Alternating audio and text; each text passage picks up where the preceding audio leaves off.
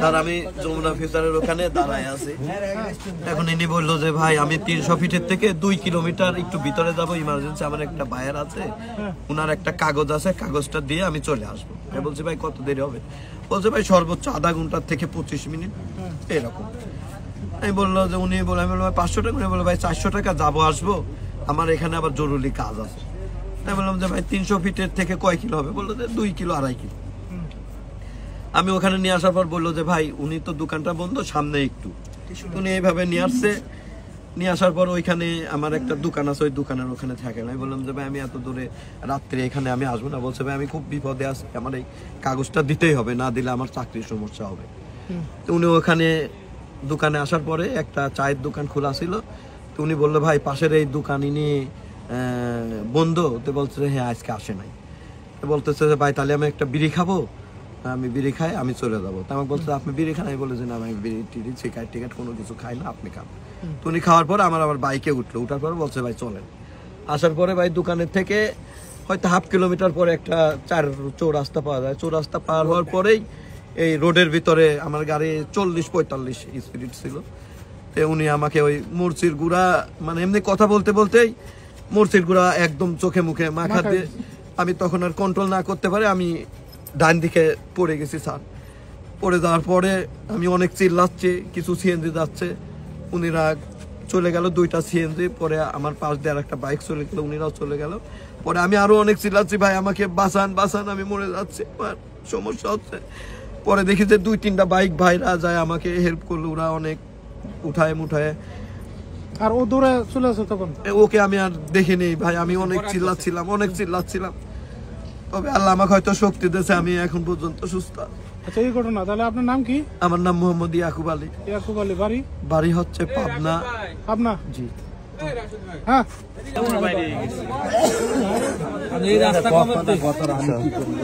ভাই তুমি যে যেখানে পূর্বাচল যে ঢুকছো কি দিয়েছো?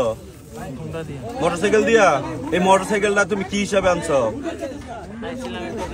মানে না না কি কি জিনিস বুঝি নাই। ইস্কু কি এটা বলো?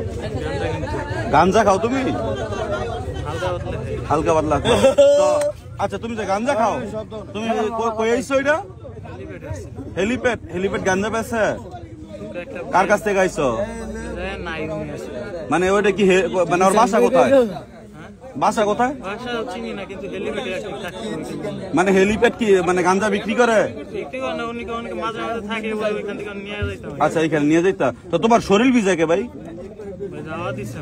কে দাওয়া দিছে? কেন? গাঞ্জা কিনতে আসছো দেয়া? তো তুমি মানে গাঞ্জা খাওয়াইবা তুমি, এটা কথা। হেলিপ্যাডে তো পানি নাই।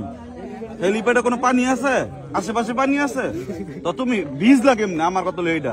আর তুমি তোমার পকেটটা একটু বের করো তো, তোমার পকেটে কি কি আছে বের করো। বের করো বের করো। তোমার শরীরের সাথে কি কি আছে বের করো। না তুমি দরকার এটা হেড হাই বাক করো। মামা তুই পিছে যাইছিস থাইস। মানে এটা কি? এটা কি? হাতে নাও, তোমার হাতে নাও, হাতে নাও। তাতলো না তো এটা কেন? এটা কেন? তোমার হাতে ডাল দেই। এটা তো কি বলে? ফাঁকা দাও, ফাঁকা দাও। এটা তো ডাল তো। এটা কি? এটা কি? এটা কি? তোর আতলাত। এই রাও। এটা কি? এটা কি ভাই? এটা মানে মরিচ কি গাঞ্জা না খায়? বাসায় নিয়ে যায়।